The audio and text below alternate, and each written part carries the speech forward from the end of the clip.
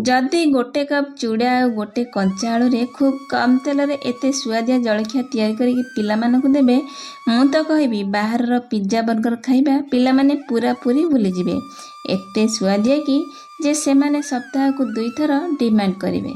Video को संपूर्ण देखो, पसंद आसले लाइक कमेंट शेयर करेंगे। चैनल नुआ थिले चैनल को सब्सक्राइब करने। से मुझे गोटे गिना चूड़ा नहीं प्रथम 2-3 थर भलसे धोईदवा पानी देकी पानी को पूरा निगाड़ी नवा। जमा भी एक्सट्रा पानी आधे रखबानी।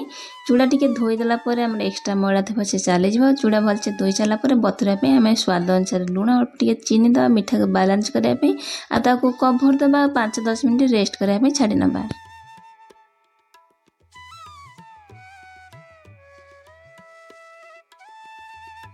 एठी मु गोटे कंचा आलू को भलसे 2-3 थर धोईकि चोपा बाहर करनी।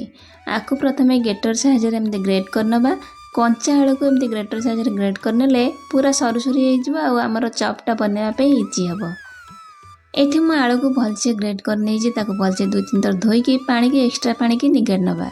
एठी बसी गोटे कड़े गरम होगापर गोटे बड़ चामच देवा तेल गरम होगापर आम हाफ चामच देदेवा जीरा टी फुटापी छाड़ा।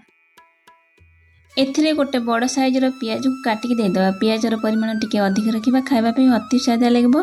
चूड़ा चपटी पियाज को लाइट ब्राउन कलर हवा पर्यंत भाजीदेवा। पियाज टी लाइट ब्राउन कलर हो भाजीगला गोटे बड़ चामच अदा और रसुण छेचा को आड करना। ये पियाज आमर लाइट ब्राउन कलर हो भाजीगला। मुझे गोटे बड़ चामच अदा रसुण छेचा को देवी आगे बाची नेबी। पियाज अदा रसुण भलसे भाजी होगला आम ए गोटे मिडिल साइजर टमाटो को छोट छोट कर काटिकी आड करनबा। आ टमाटो को टे भाजी सारा गोटे फाड़े खंडे कैप्सिकम रो अल्प टे देदेवा। तापर आम आगु काटिकी रखिथिबा ग्रेटर साइजर आलू को आड करनबा। ताकू दबा भलसे गोळेई नबा। आलू परिबा सब भलसे मिसई सारा आम स्वाद अनुसार लुण और लंका गुंड को दबा। हाफ चामच देदेवा हलदी गुंड आ हाफ चामच देदेवा जीरा गुंड से सब को दबा भलसे गोळेई नबा।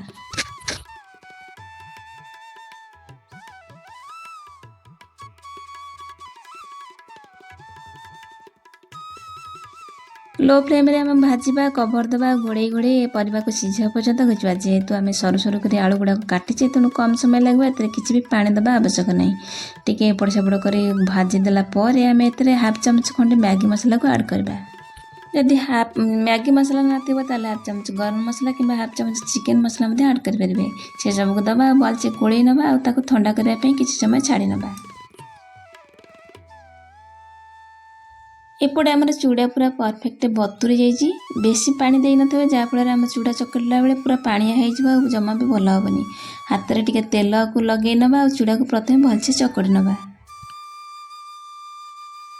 भल बाइंडिंग आम 2 बड़ चामच बेसन दबा। बेसन देखिक ऐड करेंगे। जब पतला हो टे अधिक बेसन निश्चय लगे। जेहेतु आमर ये चूड़ाटा सोक कर पानी भलसे आम ए हाथ में तेल लगे ये चकड़ाटा को प्रस्तुत करवा। जमती आमर बैटरटा मंडा पिठा हुए से आम बैटरटा को प्रस्तुत करवा। ये आम सब भलसे चकड़ी हो जाइए। प्रथम हाथ को टे कादुआ लगे। आप तेल हाथ करके चकड़े ताले आप हाथ में जमा भी एक कादुआ लगेनि। तापर आम किसी कटा भृषंग पत्र टिके चिली फ्लेक्स को दबा और सब भलसे गोळेई नबा। एपटे आम आलू पूरा पूरा ठंडा हो गला। तापर आमर ये चकटाटा पूरा रेडी है। हाथ में आम टे तेल को नबा जमती आम मंडा पिठाटा को बनाती से हिसाब से बाटलाटा को धरवा माने बाउलटा को। तापर आम जमी मंडा पिठार सेप दियंती भर सेमती चेपटा करके पुरटा को दबा। मुझे जमी बनाऊँगी से प्रोसेस रे पुरटा को देदेवा और सब पटू आम कभर देदेवा।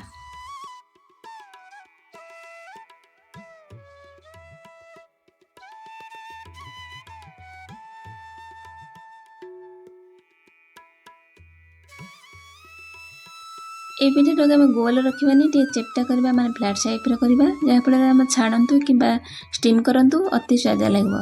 आप बिना तेल रे खाइबा चाहते स्टीम कर अल्प टे तेल रे आपको भाजी पारे। जे आपको टे आम नबा ये तो आम रेडी हो गला आमर चूड़ा चप। आपको आम स्टीम करवानी आपको तेल रे फ्राए करवा। आप चाहिए डीप फ्राए करेंगे कि सेलो फ्राए करेंगे। ଏଠି ବସେଇଛି ଗୋଟେ କଡ଼େଇରେ ମୁଁ ଗୋଟେ ବଡ଼ ଚାମଚ ରିଫାଇନ୍ ତେଲକୁ ଦେଇଛି ଆଉ ଗରମ କରିବା ପାଇଁ ଛାଡ଼ିଛି। ତେଲ ଗରମ ହେଲା ପରେ ଗୋଟା କରି ସବୁକୁ ଦେବା, ଏକା ସାଥିରେ ଦେବାନି। ଯେହେତୁ ଫ୍ଲାଟ୍ କଡ଼େଇଟା ଆମର ଫ୍ଲାଟ୍ ନାହିଁ, ତେଣୁ ଲାଗିଯିବ। ତେଣୁ ଯଦି ଛାଣିବାକୁ ଚାହିଁବେ ତା ଆପଣ ଛାଣିପାରିବେ ନାହିଁ। ଏମିତି ଗୋଟେ ଦେଇ ଦୁଇ ପଟେ ଏପଟ ସେପଟ କରି ଲାଇଟ୍ ବ୍ରାଉନ୍ କଲର୍ ହେବା ପର୍ଯ୍ୟନ୍ତ କ୍ରିସ୍ପି କରି ଛାଣିପାରିବେ। ଗୋଟା କରି ଆମେ ଛାଣି ସାରିଲା ପରେ ଆମର ରେଡ଼ି ହେଇଗଲା ଅତି ସୁଆଦିଆ ଚୁଡ଼ା ଚପ୍। ଆପଣମାନେ ଥରେ ଏ ପ୍ରୋସେସ୍ରେ ବନେଇକି ଖାଆନ୍ତୁ। ଆଉ ଆଜିର ରେସିପି ଆପଣମାନଙ୍କୁ କେମିତି ଲାଗିଲା କମେଣ୍ଟ ସେକ୍ସନରେ ସିଓର୍ ଜଣାଇବେ। ପୁଣି ଆସିବି ଗୋଟେ ନୂଆ ରେସିପି ସହିତ। ସେ ପର୍ଯ୍ୟନ୍ତ ରହୁଛି। ନମସ୍କାର, ବାଏ, ଜୟ ଜଗନ୍ନାଥ।